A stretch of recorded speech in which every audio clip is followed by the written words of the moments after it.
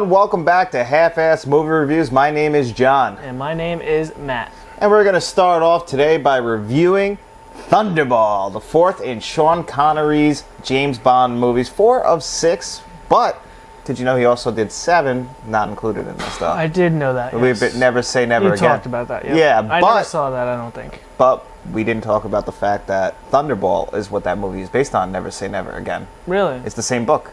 They're both based on the book Thunderball. So is it the same story? Essentially. Is it better than this?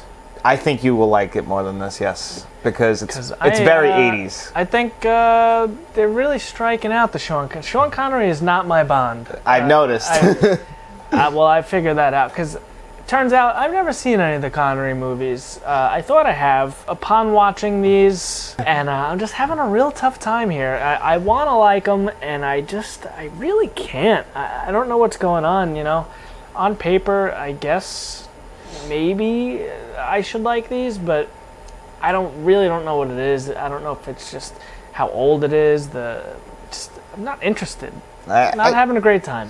I mean, the Sean Connery Bond movies aren't my favorite Bond movies either. They're very dated, especially like in the action scenes, because this one also features a couple car chases, and they have the same problem that they've always had, where they fast forward everything. Right, and the jetpack that killed me. And he threw on that helmet, like. The helmet's ridiculous. Yeah. Yeah. Now this is the one where. First of all, Terrence Young is back, who directed the first 2 James Bond movies. They skipped him in the third one for Goldfinger, but they brought him back for this one, so, they get the old band back together. But yeah, this is kind of when they start going definitely into the cheesy Bond era, because there's a lot of stuff in this that I have a lot of questions about.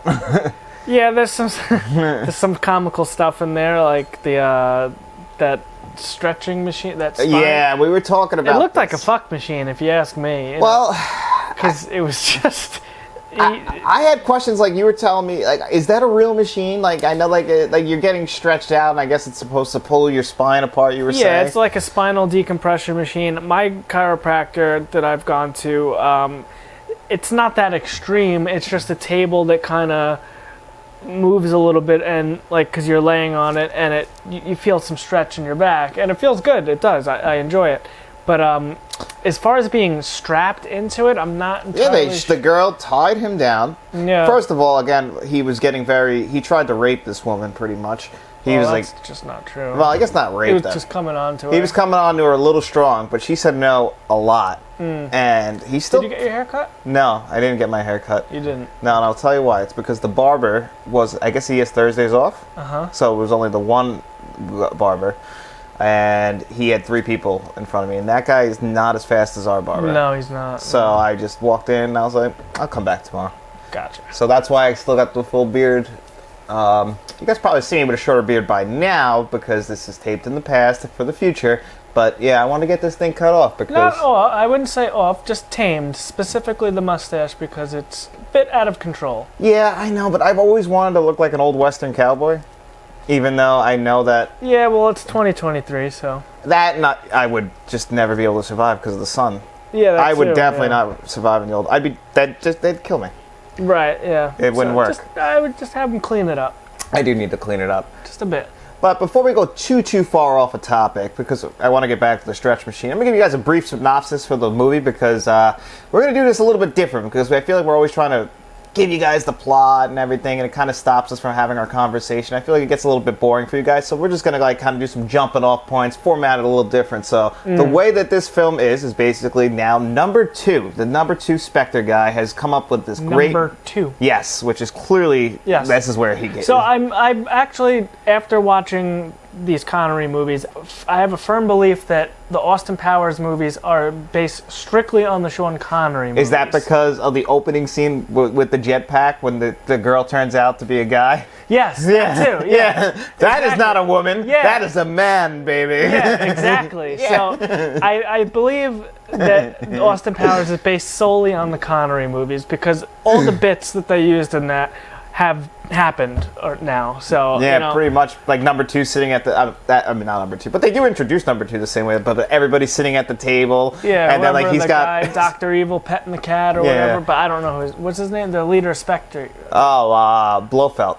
Okay. Again, not recast yet here. This eventually will be played when we get a face to him by Donald Pleasance. Oh, okay. So still not Donald Pleasance, but when we get a face, and then he's gonna end up wearing the same exact gray thing that Dr. Evil wears, which I don't understand. And he looks like Dr. Evil too. Right. So that's kind of where the look is based. Yeah, but you're probably right. Definitely based because I was looking at the table and I'm like, everyone's got their own seat. They all kind of look just like generic. Well, there villain. actually wasn't even a table there.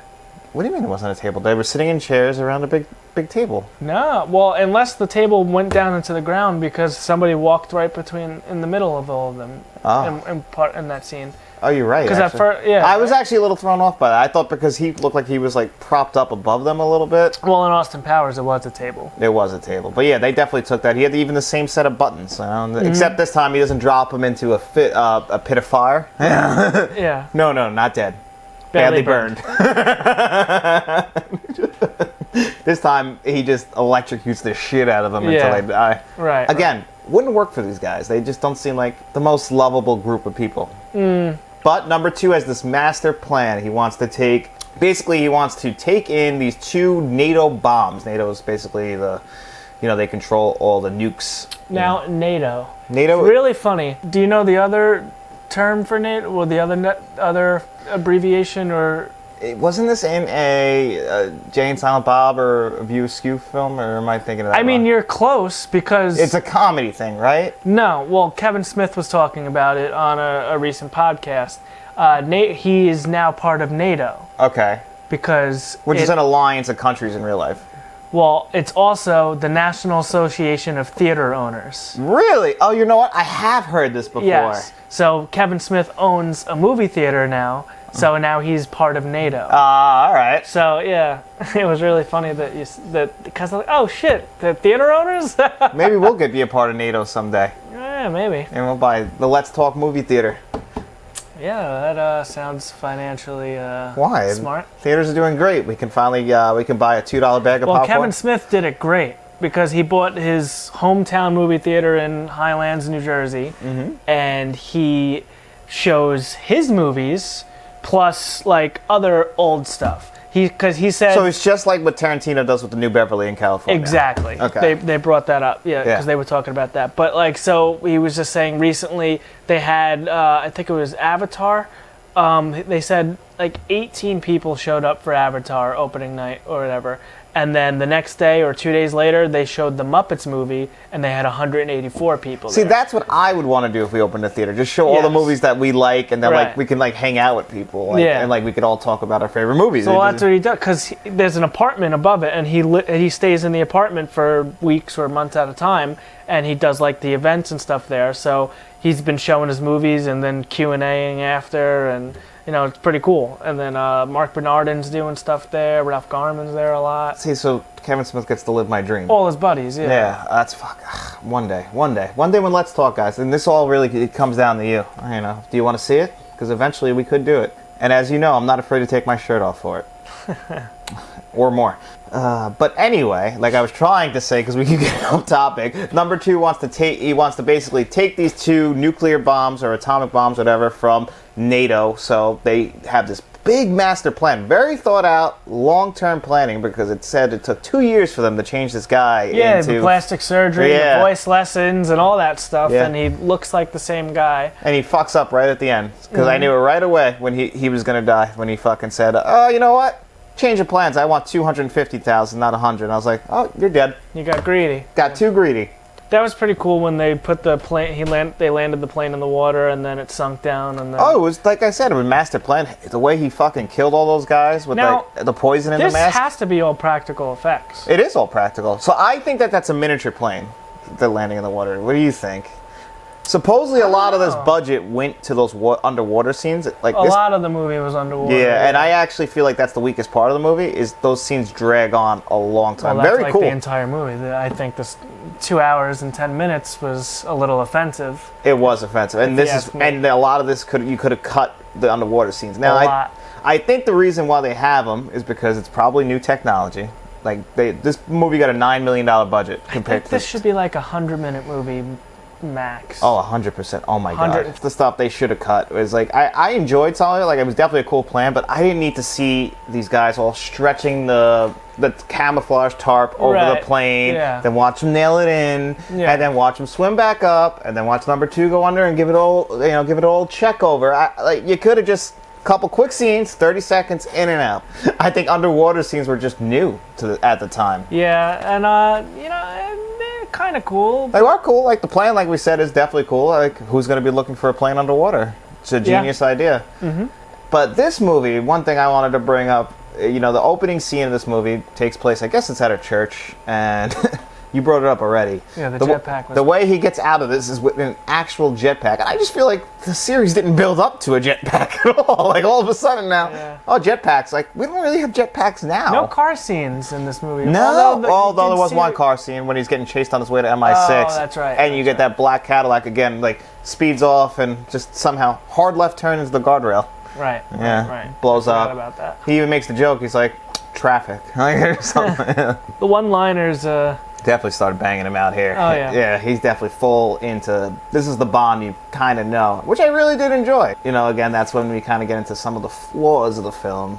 He's going around, he's definitely just hitting on every woman he sees now. He's not even, giving a care. I think he gets 2 takedowns in this movie, He right? does, if I'm correct. The Bond girl in this movie is Domino, but she is... That was the Bond girl? Yeah, I think because the other... wasn't she the bad guy? No, Domino is the... Oh, the with the black hair. Yeah, the black hair, Domino, which actually, if anyone was paying attention... Oh, he gets 3 takedowns. Because he does actually end up sleeping with the villain, that other girl, So there's 3, and then the spa girl. Yes, he does get the spa girl. He wore her down hard because, like I said, borderline sexual assault there. He's cornering her, but...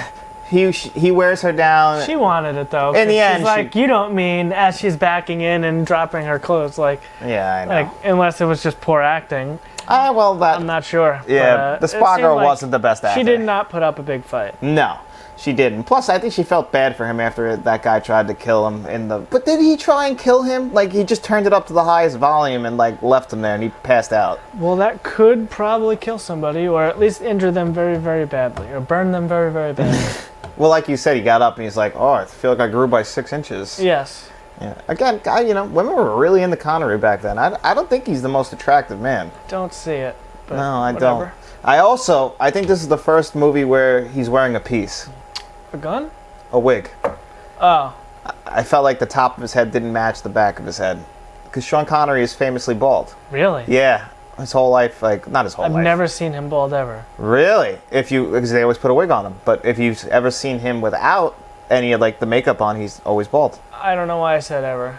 Because when he's got white hair, he's bald, right? Yeah. Well, in certain Is he movies. bald in The Rock? In The Rock, no. In The Rock has a very famous scene where he's getting his hair cut, remember? He has the long hair. And then he has a haircut scene in the hotel, and then he hangs that guy out the window. Yes. Yeah, no, but he was always bald, even back when they were doing the Bond movies. Did they play a bald Connery on Saturday Night Live? When the Yes. Celebrity Jeopardy? Yeah, on Celebrity Jeopardy he's bald. Was he? Yeah, he doesn't. I think he was. I love Sean Connery on those. Yeah. That's not what your mother said last night, Trebek. Yeah. Think you're pretty smart, don't you, Trebek? What with your dago mustache and your greasy hair? Look! Well, is there truth to that? Where did that come from? I'm gonna assume that Sean Connery was on an episode of Celebrity Jeopardy. They did do episodes of Celebrity Jeopardy. Yeah. That was the real thing. And I think the joke is that their scores were always lower than real people. They're not as smart. Yeah. So on that, they just over-exaggerated and had them all have negative scores. And Burt Reynolds, it's not my name. Turd Ferguson. Sorry. Turd Ferguson. Yeah, those are great. Yeah. If you guys have never seen the Celebrity Jeopardy stuff, that stuff is awesome. Gold. But I still don't understand why did he have a jetpack, and why? Because he's James Bond. You got to make a quick escape, No one else, not too many people have jetpacks, so you're definitely... I think he was the only one in 1965. You're definitely going to get away. He got away. Sure did. He definitely got away. Well, he just went to his car that he had parked outside, and then it's never brought up again that he had a jetpack. No. But didn't he use one in the previous movie? Did he use a jetpack? I don't know if he used it. I think so. I don't know. But this was structured... I could be wrong. This movie was structured very differently compared to the other ones. He goes to MI6, but he doesn't get his gadgets there. Q sees him out in the field wearing a Hawaiian shirt. And that's when he brings him a nice watch that he uses, a camera that takes 8 pictures in a row, if you can believe that. iPhone's not around back then. No. And the tech is noticeably weaker. A little bit. Right? Yeah. I mean, it's the 60s. But like just every time they like turn a monitor on or something like that, it's like, ugh, what you had to do. And then I was reading some complaints from people. I don't know if you have a complaint, but some people who have reviewed this have said that like they don't like the fact that James Bond apparently doesn't fire his gun until 90 minutes into the movie. And well, he drops it off the roof and it fires, but he technically didn't shoot it there. Yeah. Right? Is that... I guess that is true. It misfired. It's not really him, but I guess they kind of just felt like James Bond was just kind of hanging out most of the movies, like in the Bahamas, and they didn't feel like he was... See, that's how I feel a lot of these movies are. Like, there's no... All right, so in the spa, back to the spa. Yeah. This guy tries to kill him, but then he continues his spa day. I know. He doesn't... He goes just to the next portion of the well, spa. that's why I asked you. I thought it was a dream sequence. I'm like, did that really happen? Because it just... Like, other than the comment, why would somebody just... You could easily just shot him in the head. Right, but then he just goes right into the next segment and his next treatment or whatever it was. Yeah, like... His next treatment, I think, was... We're just going to lock the guy in the thing and, all right, I'm going to go sit on my stretch machine. Oh, no, the stretch machine was... That was the retaliation. Yeah. I guess. Okay. I don't know. But silly. Very silly. Very silly. One thing I liked, too, was this is such a big deal that these 2 bombs got stolen that they bring in all the 00s and they have them all sitting down and everything, which I thought was pretty cool. It just shows you that James Bond is just one of a bunch. He's not that special. Right. But do you think he's the best of them? Who's to say? I think he's probably the best. We know he was better than 006. Yeah, we did. 006 didn't make it in the last one. And we get Felix Leiter back in this one also. I love Felix Leiter. Oh, so that's not the same 006 that's in GoldenEye? No, I don't think it is supposed to be the same 006. Do they recycle numbers? How do you get your number? Okay, is it rank? No, the numbers are recycled. So you haven't gotten to No Time to Die yet. In that, when James Bond retires, hypothetically, they give his number to another one. Okay. And then they become 007. 007 is just a handle. I get that. Yeah. So I guess... Okay, James Bond is a spy. We've seen him do all this stuff to sneak around. Always gives out his real name. Never tries to hide that he's James Bond. Now, in 2023, a simple Google search, you're going to be like, oh shit, that's who James Bond is? Debonair spy for MI6? Yeah, I guess. Well, you know, they didn't have the internet at the time. Yeah, I don't know if in future movies does he use a fake name. I feel like he's always banging Definitely not, because it's always Bond, James Bond. Yeah. You know, so it's just cool to say. Yeah, maybe maybe MI6 goes in and wipes his records every like few days or something like that. So if you do a search on him, you can't find anything. I don't know. Maybe I'm asking. It's a good question. It is. It is some sort of secret agent, but just tells everyone his name. Yeah, it's a good plot hole you found. Yeah, I just don't Never thought of that. Right? I always notice him always just fucking... Because when he gets in the car with anyone, he's always... Throws it around. Throws it around. He has no shame about who he is. I mean, he shouldn't. He's a good-looking man, I guess. Not my type of man, you know? Okay. So, number 2, clearly the inspiration for Austin Powers, number 2. What do you think of him as a villain? He was... Okay, you know, he didn't seem like the main baddie, though. This felt like the most like a mission. This is like a small stop and a bigger theme. Like, right, you know, he kind of felt like a second in command, number 2. My name is number 2. Yeah, I guess, you know, so I guess he was perfect, because you don't really see, what's the leader of Spectre's name? Blofeld. Yeah, he's just calling the shots, but he's the head guy. Did we ever take him down? I'm not going to tell you that yet. So that's a yes. Yeah, he was alright, I guess. Yeah, you know, the thing with number 2 is, and all these guys, I think they go by rank, and I think that they all have like their individual plans, because like, if you saw in the beginning, he was pretty mad that the one guy only cleared like 2 million. And he's like, I was expecting more. And number 2 has this plan to hold the world hostage for $200 million. Yes. Which is smarter than when Dr. Evil holds the world for 1 million. 1 million. You know, I've been frozen for 30 freaking years. Throw me a freaking bone. It's very hard to watch these without seeing Austin Powers in your head. Yeah, I just want to watch the Austin Powers movies now because they are a bit more enjoyable. Like I said, I was very entertained with this one. I liked all the stupidity of some of the stuff. I had fun. The fuck machine was probably... Oh, I laughed out loud. I couldn't get past the jetpack at first because even though I've seen that a million times, I actually forgot it was in this movie, and I just also forgot it's in the opening sequence. Yeah, the jetpack was pretty silly, but the fuck machine was that had me. Well, that's because he's definitely moving slow, and they definitely, just like they love to do, they hit that fast forward button. Yeah. Because they do that again later in the movie between a fight scene and number 2. They just speed it up so it looks like they're going faster, which, it's of the time. And I guess when you were going to the theater back in 19... Not a bad method, it worked. Yeah, I mean, they still technically kind of do that now with like a lot of chase scenes. It just looks more fluid. Well, you know what it is? I think the cameras are capturing more frames per second. It's filmed, so this was probably filmed in, actually movies are filmed in 24... always 24 frames per second. But it's just, they could smooth it out more. Like, it literally, they were editing. Were these shot in 24 frames? Yeah, this was shot on 35mm film. Oh, okay. They just stopped shooting, Tarantino still shoots on 30. I think he shot The Hateful Eight on 70mm film or something like that. So... nowadays everything's shot digitally, edited digitally. Like back then, the way they were just edited is that they just sped it up. Yeah. That's it. That's it. It's very simple. Unfortunately, that's how it came out looking. It came out looking kind of like shit. Where was James Cameron? James Cameron by that point, he was alive. He was just he wasn't raising the bar yet. Yeah. Yeah, he was still around. Imagine if James Cameron made a Bond movie. I mean, this is right up his alley. All the water scenes, he would have loved this. Yeah, I know. And they probably would have been a little bit more entertaining and not as slow. Yeah.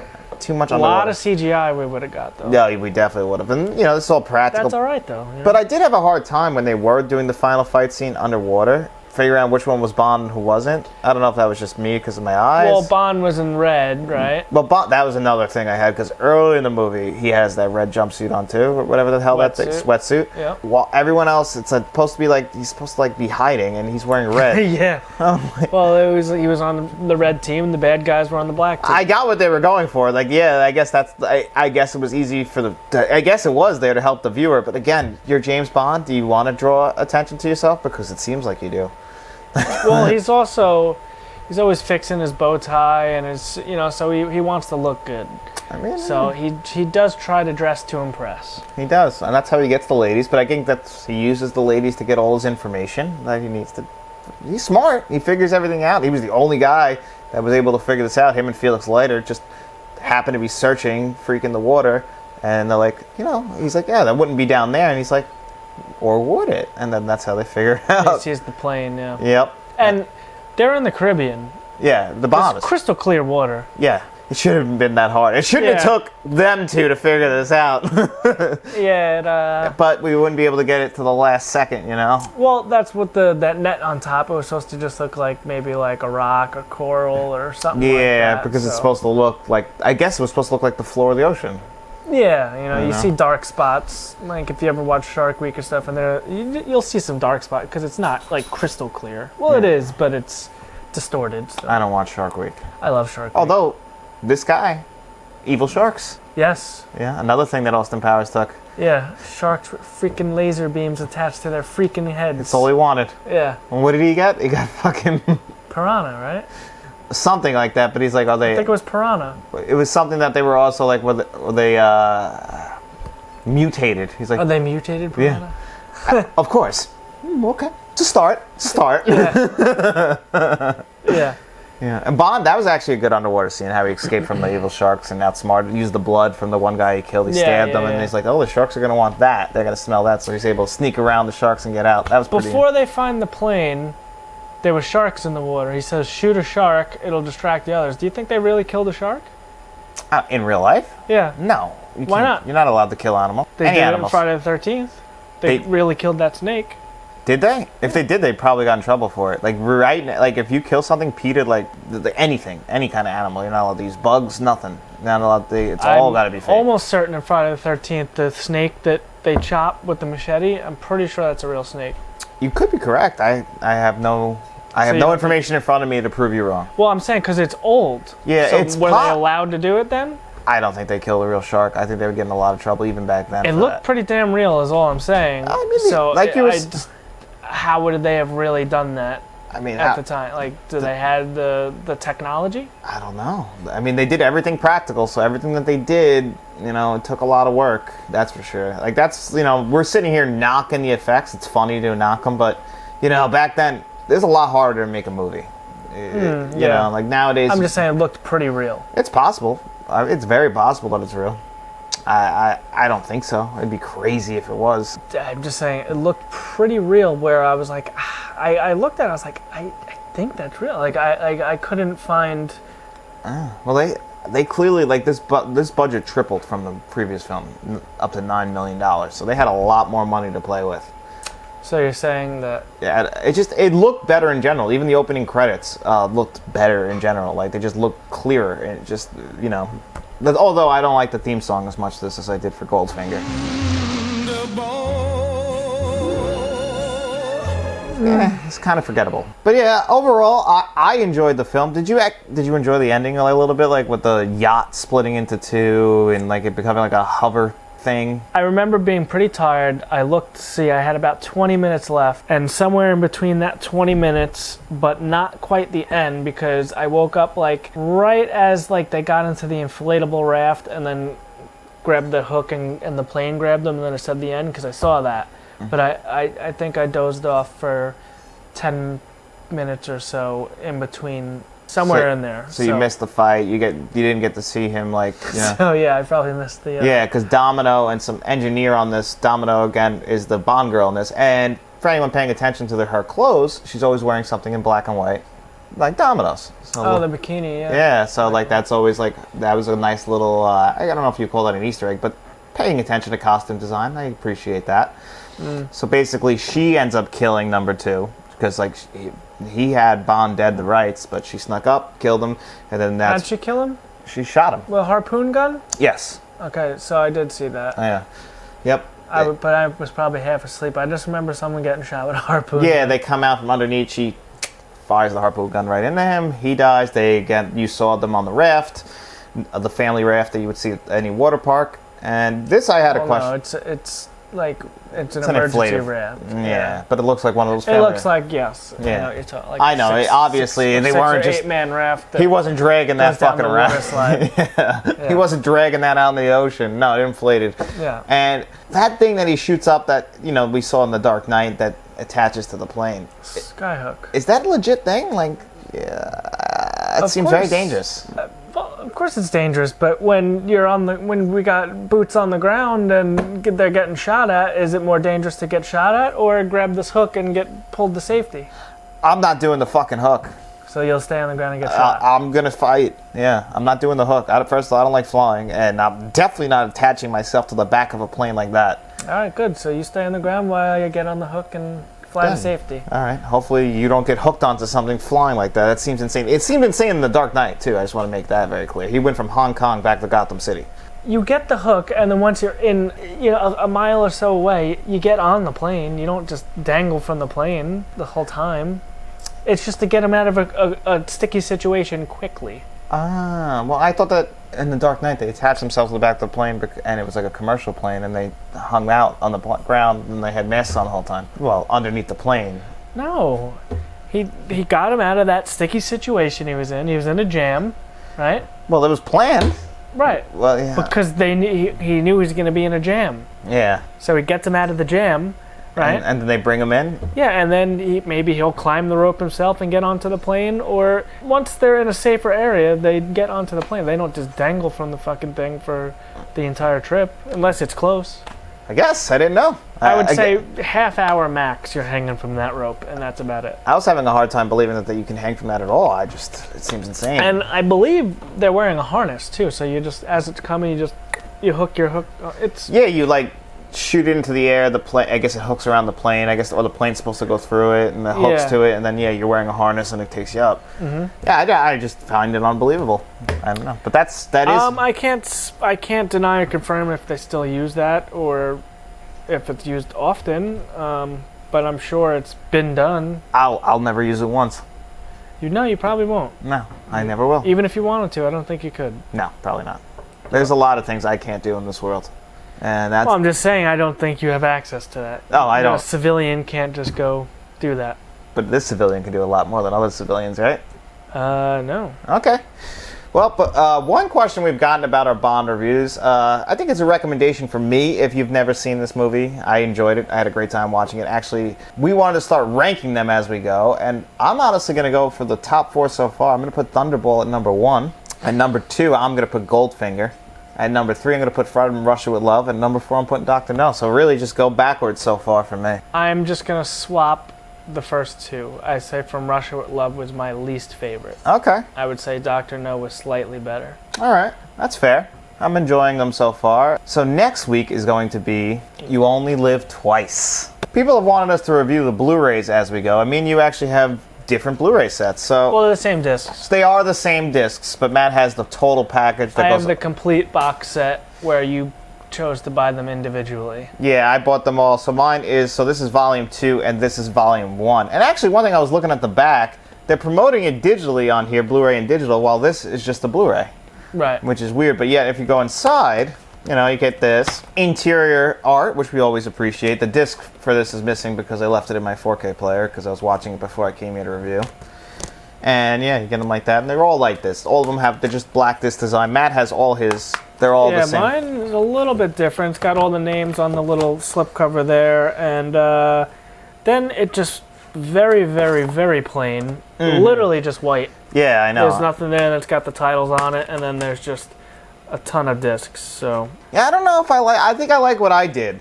All of mine come in these cool slipcover packages that are designed for whoever is the Bond. So I personally like the design that I got. I think that these are really... Oh, mine's broken. What do you mean? The plastic broke on the thing. It's because there's too many discs in that. Yeah, it's... It's clunky. Personally, if you get them like this, it might cost you a little bit more. Right now, actually, they're pretty cheap. These are both like $16 each. And then if you want to buy the one George Lazenby one, it will still come in a design case like this, but it'll just have the one. It'll say the George Lazenby collection on it, even though it's just one movie. I think I paid $80 for this whole box Yeah, set. my way of doing it definitely comes out a little bit more expensive. And So, this ends at Spectre. Spectre. Yeah, how have you not gotten that? Like, Spectre was just in the movie you just watched. You've heard them say Spectre. You should know how they pronounce it by now. And thus far, 4 movies in, I think that the Blu-rays have all been good. I think the Blu-rays are pretty decent, to be honest. Yes. Thunderball was the best looking in my opinion, but Especially for older movies. Actually, Thunderball was the first one where again, yes, they're all faded. The color is not perfect, but the resolution is pretty good. Yep. And overall, they are very, very watchable. yeah, I think they're all, like, you know, there's really no audio issues other than the fact that sometimes the audio can sound a little bit like just dated. But It's just source material yeah. at that point. But they got all the clicks. There's no hiss. There's none of that stuff in there. I'm really surprised they haven't brought these to 4K yet. I'm gonna be really upset if they do, because I literally just finished and I have them all now. I mean, I wouldn't at least get the Connerys in 4K. Yeah. So I don't think I will be revisiting these. I just don't know how much we could add to 4K for these like older ones. Yeah, it'll definitely like HDR. What do you mean? This is what 4K is built for. For the 60s though, I think that the Of course. I guess you're probably right. Universal Monsters came to 4K, and those look good too. Yeah, a 4K would really. I think I'm just trying to justify it in my head because I know I'm gonna have to buy it, and then I'm gonna have to watch them all again on 4K, and I'm gonna be upset that that is all you, my friend. Because if we do this again, and I will, because I'm good with this. I think the only ones I can't speak for Roger Moore yet because it's been a while, and I can't wait to rewatch those. But I think I would, as of right now, if everything got announced, I would start with Pierce Brosnan and do him and Daniel Craig in 4K. I already know. Because I think when we get to the Daniel Craig, I'm just going to get the 4Ks for that because I don't have them, and I think I'm just going to... I'm probably going to finish up and because I'm only missing one on 4K. I'm only missing Quantum of Solace. I might get it just because I have to watch it anyway. Might as well watch it in the best format possible. Yeah, I'm going to definitely just bypass the Blu-rays in here and do the Daniel Craigs in 4K. Because when we get to the Daniel Craigs, my Daniel Craig collection's very sloppy. They made these in a 4K steelbook. Looks just like this, and then they made it in a regular Blu-ray steelbook that I have, and that only goes up to Spectre. Then I have Spectre on 4K. I have GoldenEye on Blu-ray. It's a mess once you get to a certain point. For you. See, I have them all neat, tight in one place. Yeah, I just don't like I don't like that flipping. I don't like the amount of discs in there like that. It just looks, it bothers me, is all. Like, the X-Files collection like that. I would have liked something a little bit nicer, but whatever. And these Blu-rays, like we said, so far, very solid. And I know and you're going to like the Dalton ones. You're going to want those on 4K. I know you're going to like the Dalton ones. Yeah, like I said, I haven't seen them yet, so I will make my choice there. As of as it stands right now, I would get Bronson and Daniel Craig. Yep. And you haven't even seen Daniel Craig, so that's sight unseen. Well, I know those are going to be great. Yeah, they are. You're going to love them. Except for Quantum of Solace, in my opinion. Which I'm very excited because that's the only one that got a video game. And it's a good game. It is. It is a good game, so it is odd. So anyway, guys, that is going to do it for us here on another episode of Half-Assed Movie Reviews. Next week is going to be You Only Live Twice. But Austin Powers. Yeah, actually, you know what? We're doing it. Next week's going to be International Man of Mystery. So if you're keeping up with us and you're watching along with us, need a palate cleanser. Yeah. This way we can get Matt a little bit excited, get that energy back, that old Matt dumb energy that we're all so used to.